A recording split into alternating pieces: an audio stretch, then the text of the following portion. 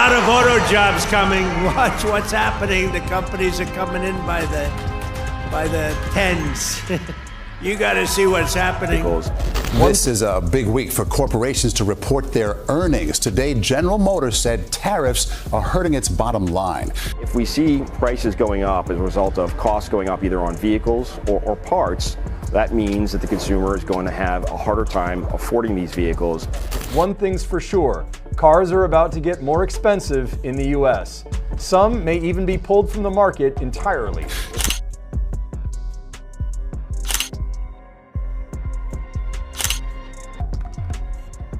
Cadillac, once a gleaming symbol of American prestige and the promise of the open road, now finds itself staring at the unthinkable, walking away from its own homeland.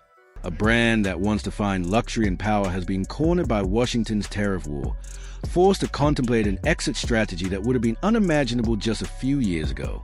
The 25% tariff has transformed Cadillac from a national icon into a liability, strangling margins and reshaping conversations in the boardroom.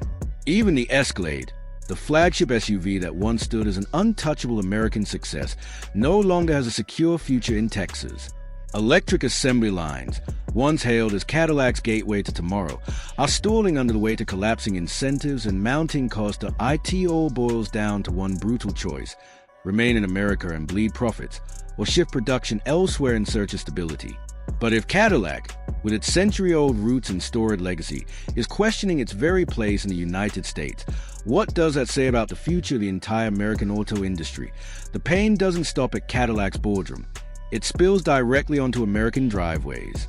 The same tariffs that are pushing the company toward the exit have also turned owning a Cadillac into a financial burden for its most loyal customers.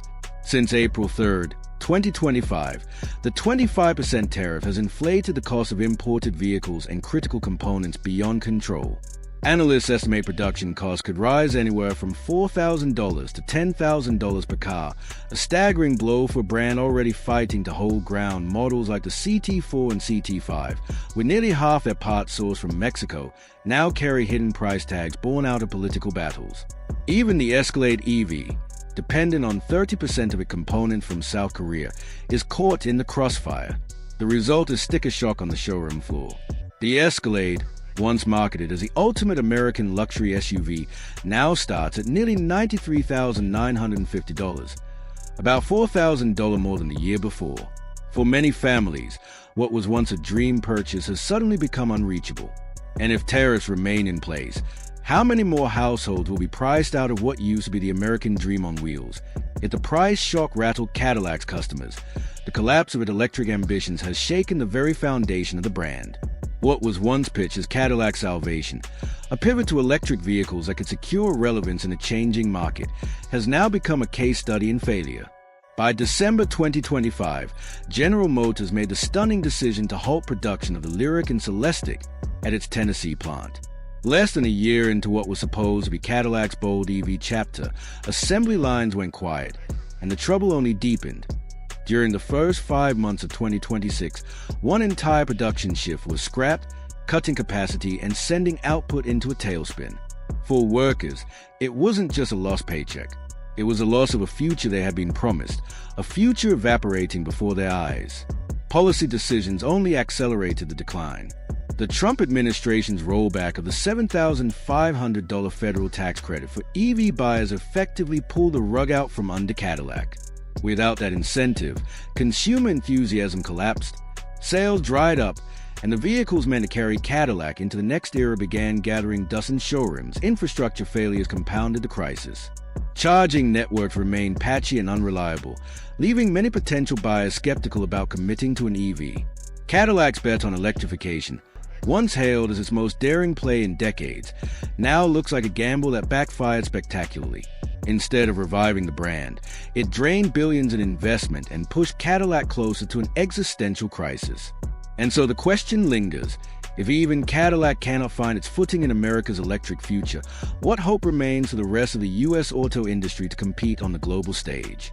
Even Cadillac's crown jewel has not been spared. The Escalade, long the embodiment of American excess and success, is packing up its legacy in Texas and heading north.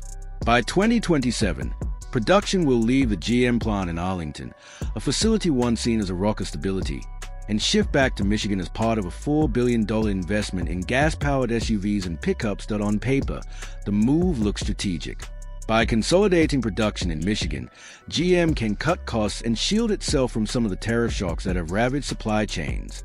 Yet beneath the surface, the decision reveals a deeper compromise. The Escalade EV, with 30% of its parts sourced from South Korea, was especially vulnerable to the tariff net. Rather than doubling down on electrification, Cadillac has chosen the safer route, leaning harder into gasoline models less exposed to international supply chains. But this is not just a logistical adjustment, it's a signal that one of America's most iconic automakers has lost faith in the policies and infrastructure meant to drive the nation's automotive future. A signal that survival, not innovation, has become the priority.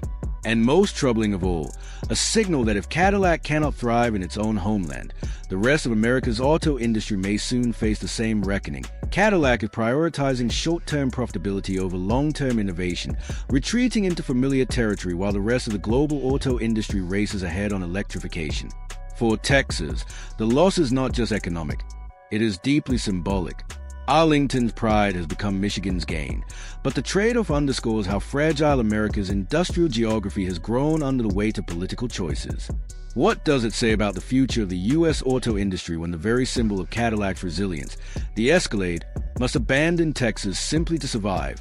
The fallout is not confined to showrooms or factory floors. It is reaching into the homes of thousands of American families. In Arlington, Texas, the GM plant that employs more than 5,000 workers now stands on unstable ground. For decades, that facility has been a lifeline for the city, a place where generations built not just cars, but middle-class livelihoods. Today, that security hangs by a thread. The mayor of Arlington has already sounded the alarm, warning that tariffs amount to nothing less than a job-killing policy. His words echo the fears of anxious communities that can see the writing on the wall. Cadillac's shrinking output, coupled with the relocation of the Escalade, puts thousands of paychecks at risk. And the problem doesn't end with line workers. It ripples outward. Suppliers that deliver parts, truck drivers moving freight, diners serving daily lunches, and shops that rely on steady wages all stand exposed. When a plant falters, entire communities shake. Even General Motors' own leadership has admitted the danger. The company's CFO warned that if tariffs remain in place, moving operations out of Arlington will shift from an option to a necessity. At the same time, Cadillac's retreat from electric vehicles erases not just cars from production lines, but also thousands of high-tech jobs that were supposed to anchor America's place in the global EV race. It is a brutal irony. A policy designed to protect American workers is instead dismantling their livelihoods piece by piece, leaving entire communities to wonder how much longer they can weather the storm. What was once a proud hallmark of North American cooperation has now become Cadillac's greatest weakness. For more than half a century, the auto industry thrived on an integrated supply chain spanning the United States, Canada, and Mexico.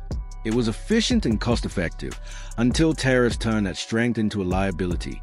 Take Cadillac's lineup.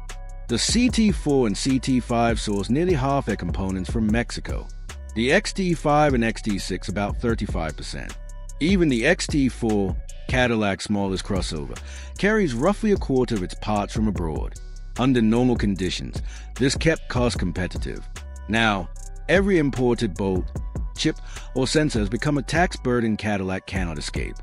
Experts call the process of tracing and taxing each part a nightmare, a bureaucratic maze that inflates costs while doing little to preserve American jobs. Some even call it madness, punishing the very system that once gave U.S. automakers their edge.